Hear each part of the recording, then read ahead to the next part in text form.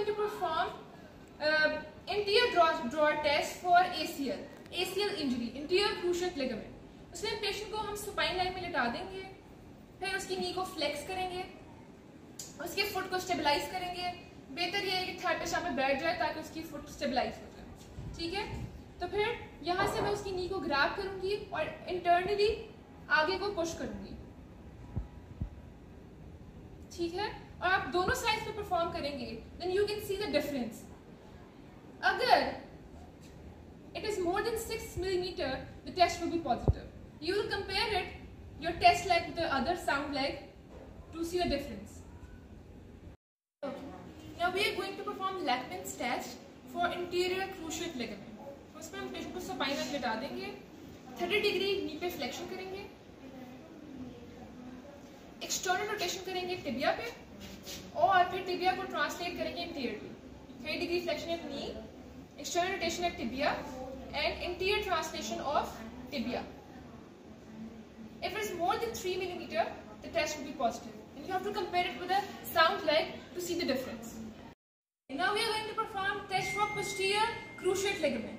Posterior cruciate ligament के लिए हम posterior draw test करते हैं. पेशेंट को सुपाइन लिटा के नी को फ्लेक्स करेंगे. अब हमने ग्रैब करने उसकी नी को और posteriorly पुश करना है. Posterior translation of tibia जब करेंगे, if translation is more than 6 millimeter, the test will be positive. You will compare it with the sound leg to see if the test is positive or not. Okay, now we are going to perform McMurray test. McMurray test is for meniscal injury. ठीक है, उसके लिए हम अपनी knee को, test leg is the right one, तो right leg को हम फ्लेक्स करेंगे. ठीक है, हिप पे भी फ्लेक्शन आ गई है, नी पे भी फ्लेक्शन आ गई है. टिबिया को मीडियली रोटेट करेंगे. This is fibula, this is tibia. Tibia is the medial bone. Tibia को मीडियली रोटेट करेंगे. ठीक है, यहाँ से स्टेबलाइज करूंगी मैं और फिर एक्सटेंड कर दूंगी. I will perform this test in different angles like this, rotation, extension. At this angle, medial rotation of tibia and extension. Flexion, medial rotation of tibia and extension. Okay. If patient have pain, locking or any click sound, then test will be positive. It means the meniscus is damaged.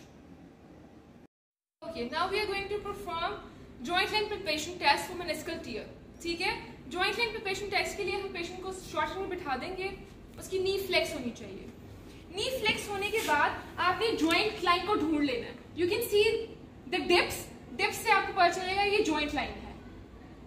ठीक है, आपको जब पता चल जाएगा कि आपने joint line ढूंढ ली है, उसके बाद आपने क्या करना है, नी फ्लेक्स ही है, टिबिया को मीडियल रोटेट कर देना है और मीडियल मेनिस्कस को ढूंढना है. जब आप टिबिया को मीडियली रोटेट करते हैं तो medial meniscus will be more evident, तो फिर आप उसको palpate करेंगे. If patient have pain on palpation, it means they might have meniscal tear. फिर जब आपने lateral meniscus को चेक करना है, उसके लिए आप टिबिया को lateral रोटेट कर देंगे और फिर चेक करेंगे palpate करके. Okay, now we are going to perform Appley's test. Appley's test जो है वो मेनिस्कल इंजरी के लिए होता है, देखने के लिए मेनिस्कस डैमेज है या नहीं. हम पेशेंट को बिठा देंगे शॉर्ट सिटिंग में. As you can see the patient with the knee flex और उसकी टांगे हैंग कर रही हैं. ठीक है, हम उसको डाउनवर्ड प्रेशर देंगे, डिस्ट्रैक्शन देंगे जॉइंट पर. ठीक है, डिस्ट्रैक्शन देंगे और इंटरनल और एक्सटर्नल रोटेशन कराएंगे एट नी. और आप समझ लें कि हम टिबिया को इंटरनल एक्सटर्नल रोटेट कर रहे हैं. ये करने से अगर पेशेंट को पेन आता है, रोटेशन भी कम होती है, तो it means meniscus is damage. और ये करने से, इंटरनल एक्सटर्नल रोटेशन करने से अगर पेशेंट की पेन भी आती है और रोटेशन ज्यादा होती है, इसका मतलब है लिगामेंटस इंजरी है. आपको पता कैसे चलेगा कि आप पहले टेस्ट लेग पे परफॉर्म करेंगे फिर साउंड लेग पे परफॉर्म करेंगे, तो कंपैरिजन कर लेंगे ये किस में रोटेशन ज्यादा हो रही है, ये किस में कम हो रही है. Okay, now we are going to perform Appley's compression test.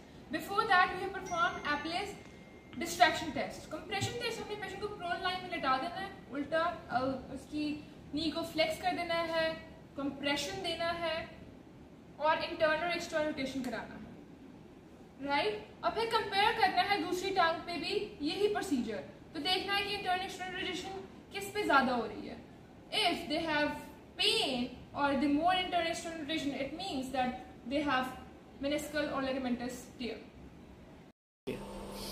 Now I'll check the stability of medial and lateral collateral ligament. Position patient की सुपाइन लाइन होगी, नी को मैं फ्लेक्स करूंगी और ग्रास्प करूंगी, 3rd डिग्री नी फ्लेक्शन, ठीक है, ग्रास्प करूंगी बिहाइंड द नी और यहाँ से लेग को ग्रास्प करके मैं प्रोवाइड करूंगी valgus force to check the medial collateral ligament. I will check the laxity and pain response, and I will perform this test on the opposite leg also to check for the laxity and to check the lateral collateral ligament.